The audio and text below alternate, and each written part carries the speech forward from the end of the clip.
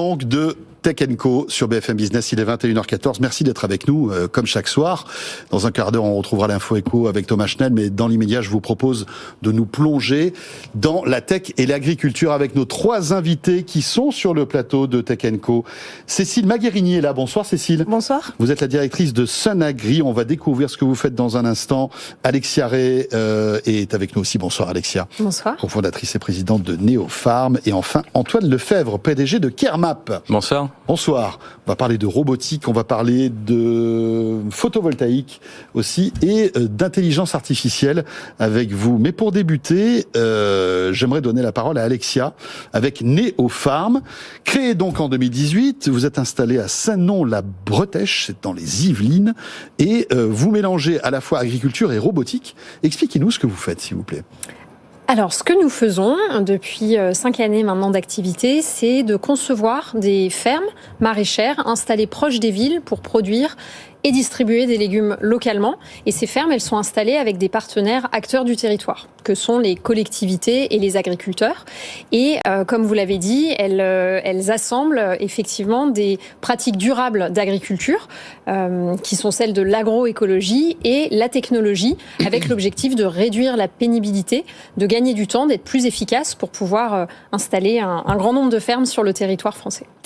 C'est le mélange des deux mondes en fait, hein. C'est la tradition, on va dire en quelque sorte, c'est de l'agriculture qui parfois peut être ancestrale et la technologie au service de ces agriculteurs qui, on le sait, font un métier compliqué.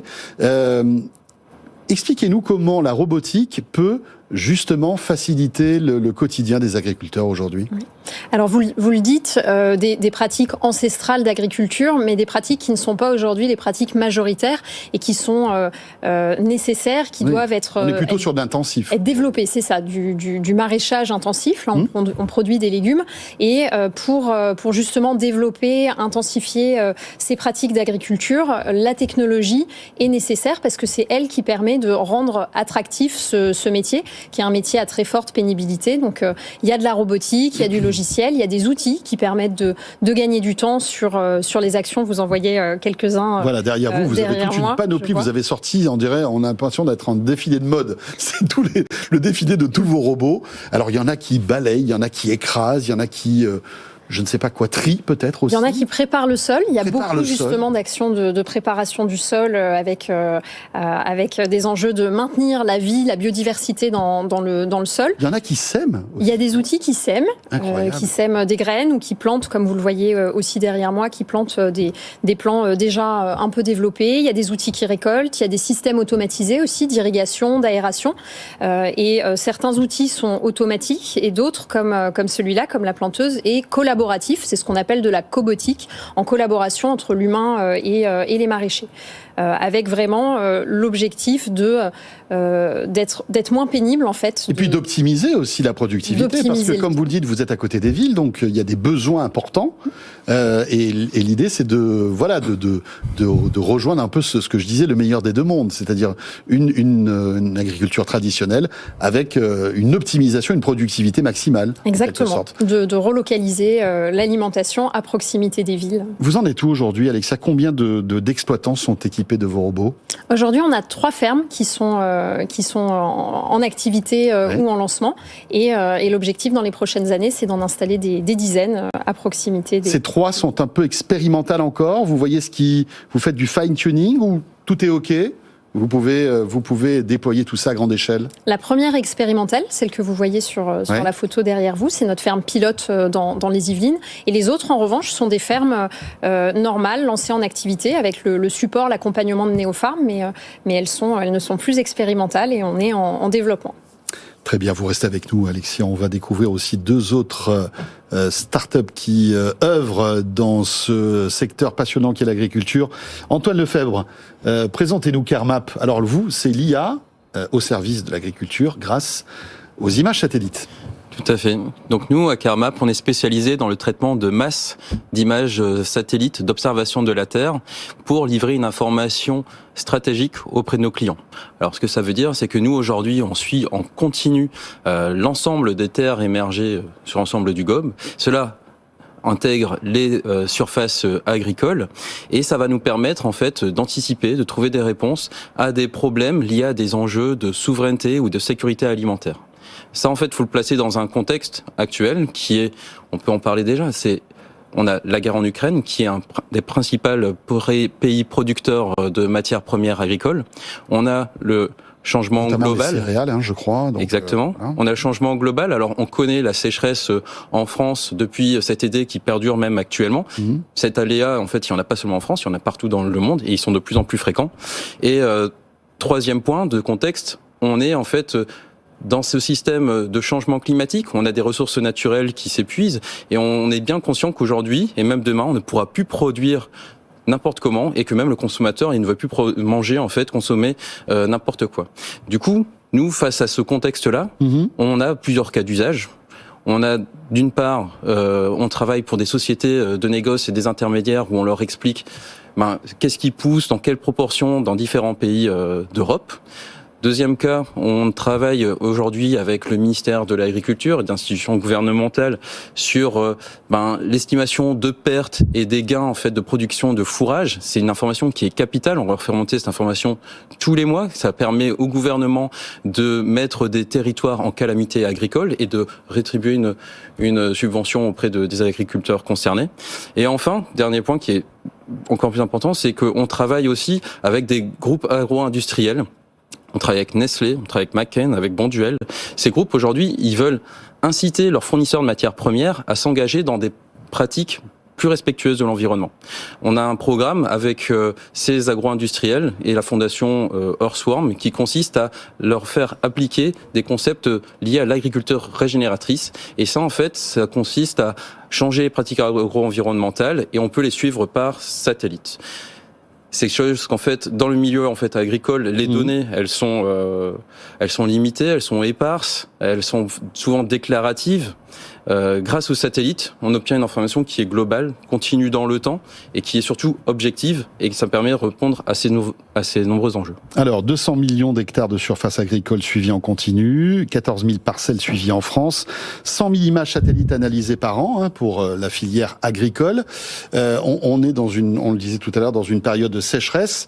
Est-ce que, grâce à toute cette IA et toute ce flot de données, vous arrivez à prédire des informations, à prédire par exemple, je sais pas moi, la sécheresse d'un sol dans les jours ou les semaines qui viennent, si la sécheresse continue, est-ce que vous arrivez à prédire des choses? Est-ce que c'est une information qui a de la valeur?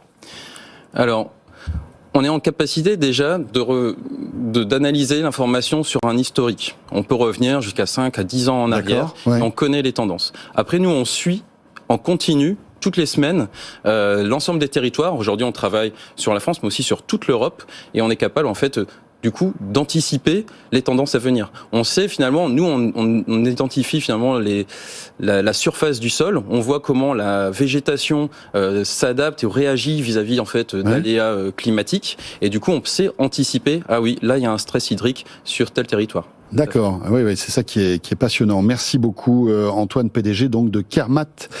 Voilà, start-up rennaise, créée en 2017 déjà.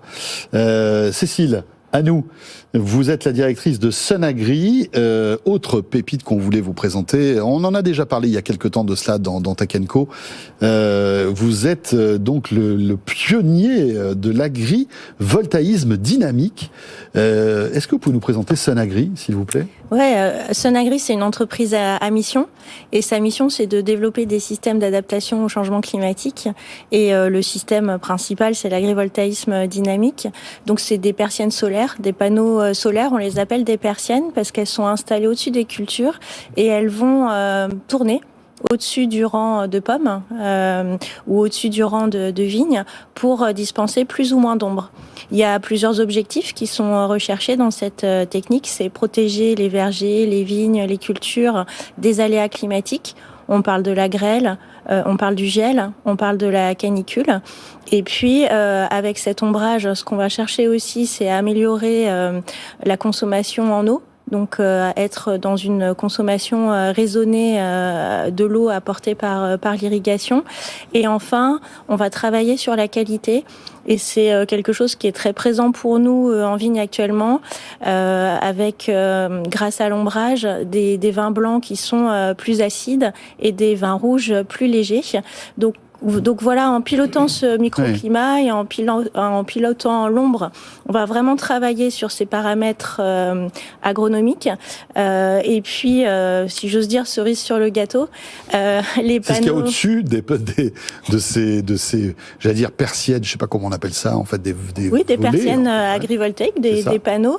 Eh bien, ils produisent de l'électricité renouvelable, propre, qui est injectée sur le réseau et qui finance l'investissement pour l'agriculteur. Donc on est dans un système finalement hyper vertueux. Hyper vertueux, c'est quand même des infrastructures je dirais qui sont très très pointues, qu'on peut pas forcément se financer tout seul, et avec la production d'électricité, on a tout un système assez intéressant pour l'agriculteur et de résilience face au changement climatique. Alors vous en parlez très clairement et très bien, mais ça a nécessité beaucoup d'années de recherche et développement, je crois 12 ans, pour mettre en place cette technologie Sunagri. Ce qui est intéressant, c'est qu'on se rend compte en vous écoutant que l'ombre est hyper importante pour les cultures, surtout quand il y a beaucoup de soleil et que il faut protéger en fait les plantes, etc. Donc tout ça est très vertueux en quelque sorte. Et avec quel type on va dire de plantes ou de fruitiers ça peut marcher? Alors vous avez parlé de pommes tout à l'heure, mais aussi voilà, donc les fruits à pépins. Pommes et poires, ça marche bien. Fruits à noyaux. Donc là, nectarines, abricots, cerises, et puis kiwi vert, qui sont aujourd'hui les cultures sur lesquelles on travaille. Oui. L'ombre est importante, mais aussi la lumière, puisque quand même, pour faire sa photosynthèse, la plante a besoin d'eau et de lumière. Et c'est pour ça que les panneaux pilotes, s'ils étaient fixes, on aurait trop d'ombre et on n'aurait pas suffisamment de lumière pour avoir un bon rendement agricole. Donc c'est toute la technicité, et c'est pour ça qu'il y a autant d'années de recherche. C'est qu'il faut être capable de modéliser en fonction de la météo qu'on va avoir, en fonction des nuages, en fonction. Et tout se fait automatiquement ? Et tout se fait automatiquement. Donc en fait, on a prédit à l'avance finalement comment on allait piloter l'ombre ou la lumière sur la journée. Et après, il y a une réaction aussi en temps réel en fonction des phénomènes météo. Avec des capteurs, bien évidemment. Oui, parce que par exemple, quand il pleut, et en fonction des cultures et en fonction de ce que veulent nos agriculteurs, soit on protège la culture, par exemple sur la cerise, pour éviter que la cerise... Donc le panneau est à l'horizontale. Exactement, le panneau est à plat. Soit finalement, on veut profiter de l'eau, ou alors on vient... Et là, vous le mettez à la verticale. Voilà. Et sur une vigne, si on vient de traiter, par exemple, on évite que les produits se dispersent avec l'eau. Et puis d'avoir dépensé aussi son traitement pour rien. Donc voilà, il y a aussi tout un pilotage, je dirais, assez de bon sens, qui est rajouté à l'intelligence artificielle. Un mot sur l'électricité rapidement. Cette électricité que en fait l'agriculteur, le cultivateur va produire, elle va où cette électricité ? Il la revend ? Oui. Ou est-ce qu'elle va servir par exemple à son exploitation ? Tout est possible. Il y a une partie qui peut être dédiée à son exploitation, et je dirais que dans nos systèmes à l'avenir, on peut imaginer des robots qui viendront se brancher et puis travailler sous la structure. L'essentiel est vendu sur le réseau d'électricité. Et donc ça fait un revenu supplémentaire. Ouais, c'est des contrats d'achat sur 30 ans, donc un revenu garanti, et c'est là aussi tout l'équilibre. Voilà, merci à tous les trois, passionnants, ces trois startups justement agritech avec Kermap, Neopharm, Sunagri. Merci Antoine Lefebvre, merci Cécile Magherini et Alexia Ray. Merci. Et vous restez avec nous bientôt 21h30 sur BFM Business Tech & Co. On revient juste après l'info éco de Thomas Schnell. Merci d'être avec nous et à tout de suite. L'info éco. Très bonne soirée avec nous sur BFM Business Radio Télé. Merci d'être là. Toute l'actualité, l'info éco maintenant, c'est avec Thomas Schnell. Bonsoir Thomas. Rebonsoir François, bonsoir à tous. Emmanuel Macron est arrivé en Afrique centrale, une visite de 4